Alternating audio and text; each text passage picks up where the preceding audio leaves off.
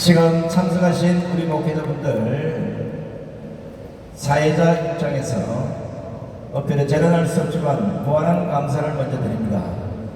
그리고 여러분들이 생각하시는 지금 대한민국의 현주소는 우리가 생각하는 것보다는 더 위험한 상황에 빠져 있다는 것. 나라를 갈아엎자고 나온 좌파들의 생태가 지금 8월 15일을 기점으로 민노총은 체제 전환에 기치를 올렸고 촛불행동은 못 살겠다 갈아엎자라는 슬로건으로 반드시 8월 15일날 전후를 해서 윤석열 정권을 내려앉히겠다고 이미 다짐을 했습니다. 이걸 보고 그냥 있을 수 없길래 정가원 목사님이 지난주부터 부산을 출발해서 부산, 대구, 대전, 오늘 드디어 일산까지 도착했습니다.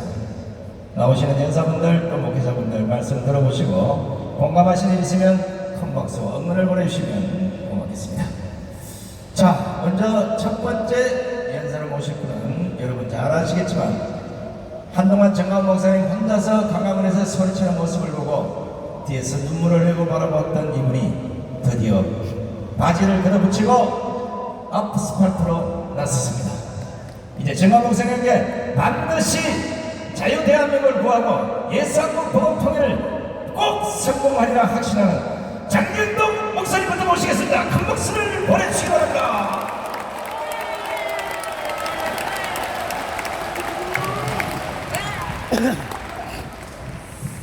할렐루야! 감사합니다. 반갑습니다. 여러분, 제가 임진왜란 때 태어났으면 뭐 할 사람 같이 보이세요? 네? 네. 이수신 같아. 이수신 담보사 네. 저는 그때도 목사를 아마 했을 거예요. 그런데 전쟁이 났다. 목사 하겠어요? 나가죠. 그럼 이순신 장군하고 이제 같이 힘을 합해서 이 장군, 장 장군, 우리가 힘을 합하여 저 못된 외적을 물리칩시다. 그래가지고 이제 전쟁을 하는데 혹시 이순신 장군 키가 몇 센치인지 아시는 분 계세요? 2m? 모르겠어요. 몇 센치인지. 저는 정확하게 179.6, 그래서 그냥 복잡해서 180이라고 그럽니다. 전쟁을 10번을 이겨요. 10번을. 마지막 전쟁입니다. 마지막 전쟁에 전쟁을 딱 나갔는데 이순신 장군이 앞장을 서는 거예요. 앞장을. 원래 장군은 뒤로 물러나야 되거든요. 그래서 이게 왜 앞장을 서시오? 그랬더니 이분이 생각이 있었어요. 뭔가 이순신 장군이 보니까 전쟁 납니다. 100% 납니다. 그러니까 이순신 장군이 임금한테 얘기했어요. 전하, 전쟁 납니다. 군대를 키워야 합니다. 거국선을 만들어야 됩니다. 그런데 그때도 반대 세력이 있었어요. 전하, 전쟁은 안 납니다. 절대로 일본은 쳐들어올 리가 없습니다. 임금이 누구 말을 들었어야 돼요? 이순신 장군 말을 들었어야 돼요. 근데 그 사람 말을 들은 거야. 왜 그랬을까? 저는 정확한 건 모르겠어요. 제가 추측컨대 일본한테 먹은 것 같아. 난 모르겠어요. 난 추측이에요. 그렇지 않고는 그렇게 좋게 말할 리가 없죠. 예. 그래가지고는 이제 그러면 임금은 왜 이순신 장군 말을 안 듣고 그 사람 말을 들었을까? 가만히 추측을 해보니까 상납된 것 같아요. 진짜인지 나도 몰라. 그냥 추측을 해본 거예요. 이건 아마 일본 역사를 뒤지면 거기서 발견될지 모르겠어요. 임진왜란 때 우리가 한국에 있는 안국에게 돈을 보냈다. 이게 기록이 있을지도 몰라요. 그러니까 일본사를 연구해보면 그거 좀 찾아주면 좋겠어요. 아무래도 안 되었어요. 이순신 장군은 거북선을 제작합니다.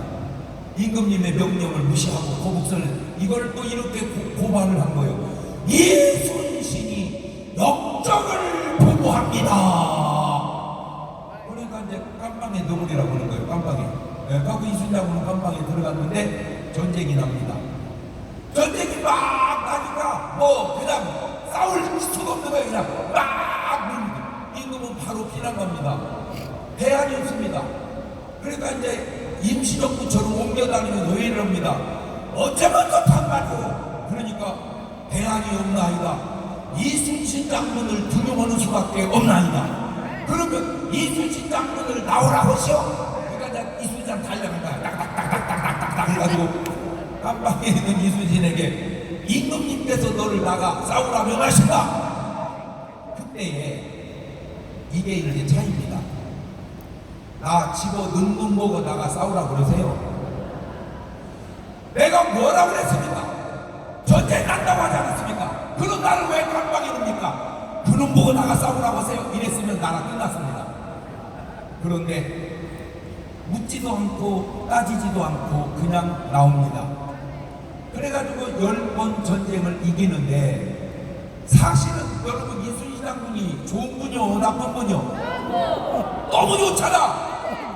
그런데 임금 눈에는 이게 안 좋게 보인 거예요. 왜? 자기는 피난하는 임금이고 이순신은 전쟁을 10번을 이기고 인기가 누가 좋아요? 이순신이 그 꼴을 못 보는 거예요. 참 내가 임금 같았으면 그랬겠어요.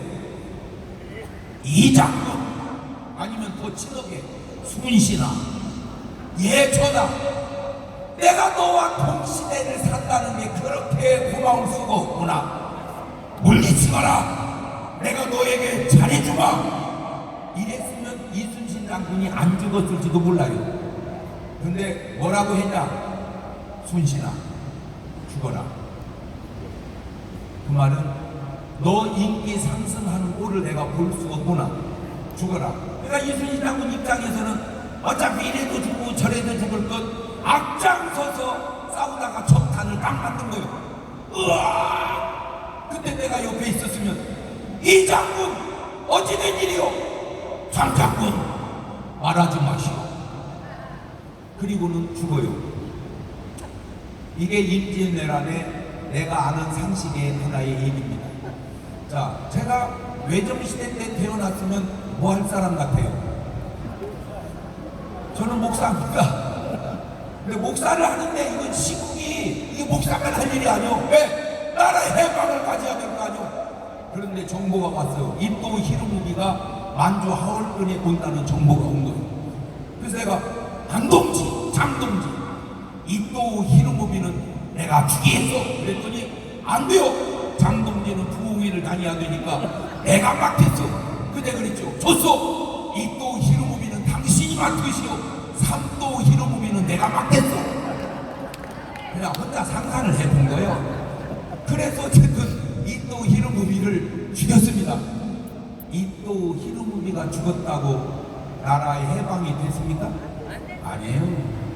한두 사람 죽여서 될 일이 아니고요. 정확하게 해방은 일본의 원자폭탄 2개 떨어져 아작나는 바람에 손들어서 우리는 해방을 맞이한 것이지 우리가 독립운동했다고 솔직히 해방된 건 아니에요. 저는요 제 차에다가 군복도 싣고 다니고 군화도 싣고 다녔었어요. 왜? 그럴 리도 없고 그래도 안 되지만 100만에 하나라도 나라에 전쟁이 난다면 나는 나가 싸운다. 제가 왜 그러는지를 저는 몰랐어요. 이게 목사가 더군다나 이렇게 유명한 목사가 할 생각이고 할 말입니까? 근데 내가 왜 이런가? 그걸 내가 최근에 알았어요. 나는 우리 아버지가 장남이거든요. 우리 아버지 밑에 동생이 셋 있습니다. 우리 아버지 조남이 장자, 갑자, 석자. 그 다음에 우리 작은아버지 원석, 남석, 한석, 사형제예요. 우리 아버지가 큰아들이에요. 제가 또 큰아들이에요. 나는 그런 줄만 알았어요. 그런데 우리 할머니가 연금을 타세요. 많지는 않지만 연금을 타세요. 그래서 왜 나라에서 우리 할머니한테 돈을 줄까? 몰랐어요. 세상에 이제 알았어요. 우리 아버지 형이 되셨더라고요. 살아계셨으면 우리 큰아버지죠. 우리 아버지 형님이 6.25 전쟁 때 참전해서 전사하셨어요. 그래서 우리 할머니가 연금을 타시는 분이 된 거예요. 저는 몰랐었어요. 이제 알았어요. 왜? 저한테는 아무도 얘기를 안 해줬어요. 제가 상처가 될까 봐서 그런지 세상에 그걸 우리 집사람이 얘기해줘서 알았어요. 아하, 내 속에 독립유공자의 피가 흐르는구나. 그걸 내가 알았는데 나는 전혀 몰랐어요. 왜 내가 이렇게 애국심이 불타고 심지어는 목사직을 내려놓고라도 나라를 살려야 된다는 일에 왜 내가 앞장을 설까? 저는 몰랐어요. 그냥 애국심인 줄만 알았어요. 알고 보니까 우리 집안에 흐르는 독립유공자의 유전이 내 속에 있었구나. 그렇다면 오늘 여러분 속에는 무슨 유전이 흐릅니까? 자, 사람들은 이렇게 말합니다. 이승만 독재자, 이승만 독재자. 자, 또 한 사람이 이렇게 말합니다. 김일성 독재자, 김일성 독재자. 그런데 신기형을 내가 발견했어요. 이승만을 독재자라고 말하는 사람은 김일성을 독재자라고 말하지 않습니다. 김일성을 독재자라고 말하는 사람은 이승만을 독재자라고 말하지 않습니다. 둘 다 독재자라고 말하는 사람은 아무 생각이 없는 사람이지, 사상이 있다면 그 사람은 둘을 얘기하지 않아요. 자, 이 사람 말 들으면 이 말이 맞고 저 사람 말 들으면 저 말이 맞다고 하기에는 역사를 살펴보세요. 누가 독재자인지, 누가 잘못했는지, 누가 잘했는지 70여 년 지난 지금 남한을 보고 북한을 보면 그렇게 판단이 안 섭니까? 과연 누가 진정한 독재자고 누가 잘못했는지 아직도 판단 능력이 없습니까? 분노에는 두 가지가 있습니다. 성령의 분노가 있고 사탄의 분노가 있습니다. 사탄의 분노를 일으킨 사람이 이 사람입니다. 창세기 4장 5절입니다. 창세기 4장 5절.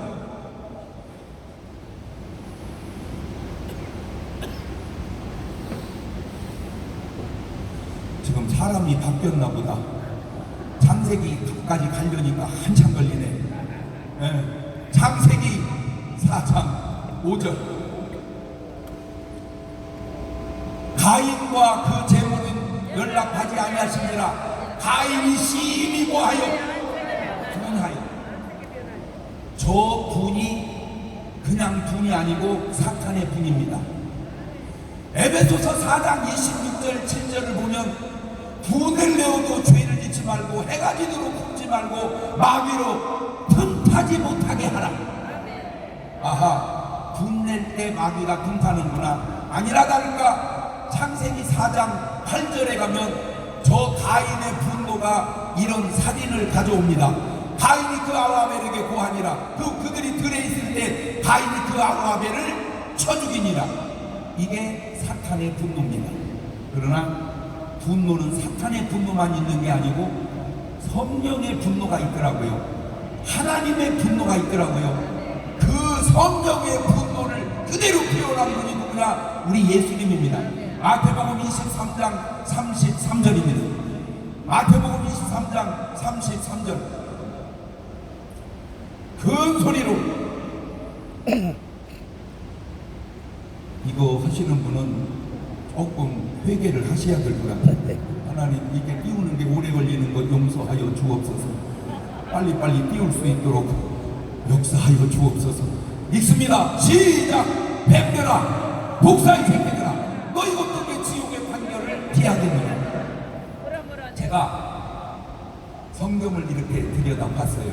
성경을 들여다보니까 요나서 1장 5절을 가보세요. 요나서 1장 5절.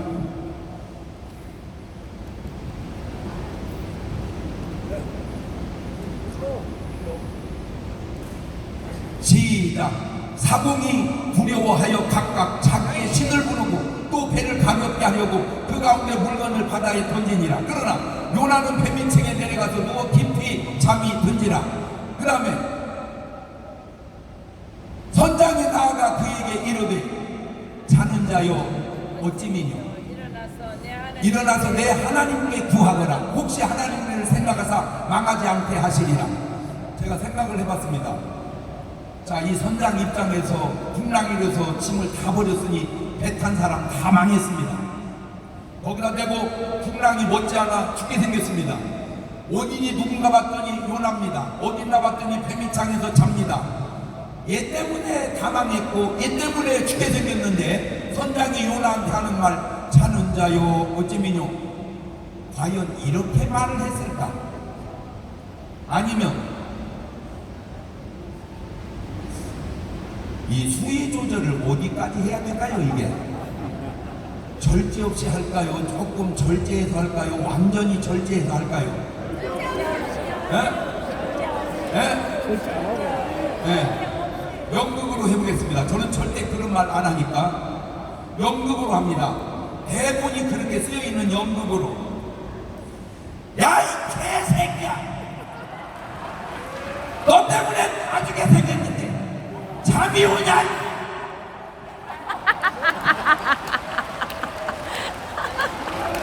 자, 한번 물어보겠습니다. 저는 성경을 100% 믿습니다. 성경은 이렇게 써 있습니다. 자는 자요 어찌미뇨, 그랬을 것 같다, 아니다, 심하게 얘기했을 것 같다. 자, 둘 중에 하나 여러분 의견을 표현해 보세요. 자는 자요 어찌미뇨, 그랬을 것 같다. 못 내리시고 심하게 얘기했을 것 같다.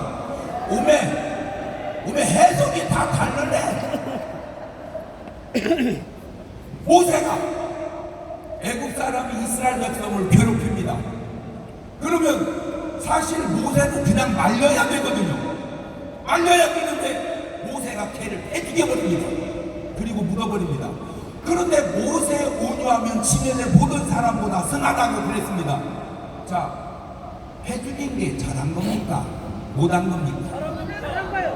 자, 한번 손 들어보겠습니다. 나시 패죽이기를 잘했다, 아니다, 못했다. 자, 못했다. 손 내리시고 잘했다. 의견이 또 다르네. 지금 보면 100번 잘못했죠. 그 당시는 지금과 3500년 전이기 때문에 역사의 해석이 좀 다릅니다. 무슨 얘기 하려고 그러냐? 그런 분노가 있어야 출애굽의 역사를 이뤄냈지. 온유만 했다면 출애굽의 역사를 해냈겠는가? 예수님이 저렇게 심한 말을 할 수 있으니 십자가를 지셨지. 온유만 했다면 예수님은 하셨겠죠. 그러나 하나님께 쓰임받은 많은 사람들의 이면을 들여다보면 모세도 다윗도 요나도 욥도 하나님께 쓰임받은 사람들의 공통점은 하나님의 분노가 그 안에 있다는 겁니다. 왜? 잘못한 사람에게 어떻게 좋게 말합니까? 잘한 사람에게 어떻게 잘못 말을 합니까? 그 차이입니다. 말이 험한 것이 문제가 아니라 잘못 살아온 삶이 문제가 아닙니다. 내가 잘못 살았는데 어떻게 좋게 얘기하기를 원합니까? 문제는 잘못 사는 나의 삶을 바꿔야죠. 오늘 한국 교회를 들여다보세요. 저는 아무리 한국 교회를 긍정적으로 좋게 생각을 하려고 해도 어렵습니다. 자꾸 어려워져 갑니다. 그 증거가 자꾸 나타나고 있습니다. 이거를 반전시킬 수 있는 길이 무엇일까? 이거는 하나님의 역사 외에는 없다. 우리 안에 있는 의로움의 분이, 성령의 역사가 나타남으로 말미암아 이 세상을 완전히 변화시켜야 될 줄로 믿습니다. 오늘 이 자리가 여러분 어떻게 느껴집니까? 저한테는 요나의 방주처럼 보여지고 사무엘의 담에색 뭡니까? 미스바처럼 저는 느껴지고, 할렐루야. 바로 오늘 이 미스바 같은 소회가 사무엘이 나라를 살린 것처럼 저와 여러분 이 나라를 살리는 주역이 될 수 있기를 주의 이름으로 축원합니다. 전부 휴대폰을 꺼내보세요. 휴대폰을 딱 꺼내시면 유튜브를 눌러보세요. 유튜브를 누르면 우측에 동그라미 돋보기 같은 게 있습니다. 그거를 눌러보세요. 그러면 밑에 자판기가 나옵니다. 그 자판기로 너 알아 이렇게 세 자만 쳐보십시오. 너 알아? 너 알아 치면은 TV가 영어로 붙어 있는 게 있습니다. 그 너알아 TV를 누르십시오. 그러면 이 장면이 생중계로 지금 되고 있습니다. 이야, 신기합니다. 거기 구독을 눌러주십시오. 그리고 볼륨을 줄여주세요. 그렇지 않으면 지금 이 소리가 휴대폰으로 나가니까. 그리고 구독을 누른 다음에 화살표가 있죠. 공유를 눌러서 꼭 얘는 이 강의를 들어야 된다 하는 그분에게 눌러서 거기로 보내주십시오. 그리고 끄지 말고 현체로 제 강의를 들으시길 바랍니다.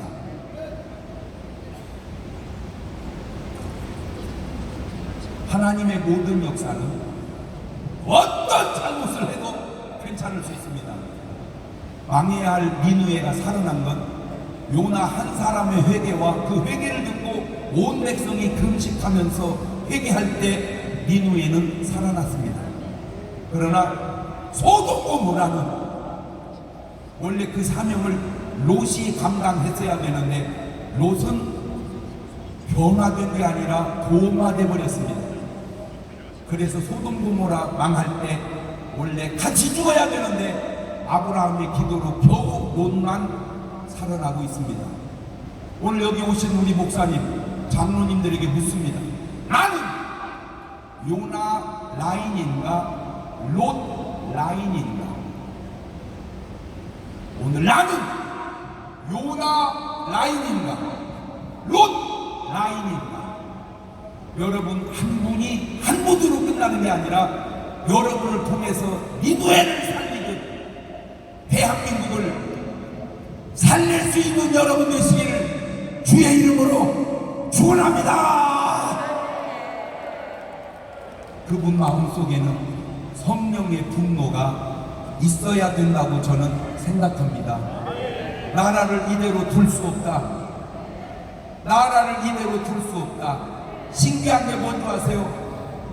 잘못된 사람은 온갖 소문을, 거짓 소문을 퍼뜨립니다. 그런데 옳은 사람들은 아무에게도 얘기를 잘 안 하려고 합니다. 그게 우리가 그들에게 지금 밀리고 있는 이유입니다. 하나님은 어차피 다 아십니다. 너 여러분의 삶도 하나님 앞에 서실 날도 꼭 명심하셨습니다. 내가 퍼뜨리는 소문이 잘못된 걸 당신은 알잖아. 회개하시고 돌아 나오셔서 하나님 앞에 떳떳하게 설 수 있는 여러분 되시기를 바랍니다. 우리의 기도가 이 나라와 민족을 나아가 세계 복음화까지 이룰 줄로 믿습니다. 감사합니다.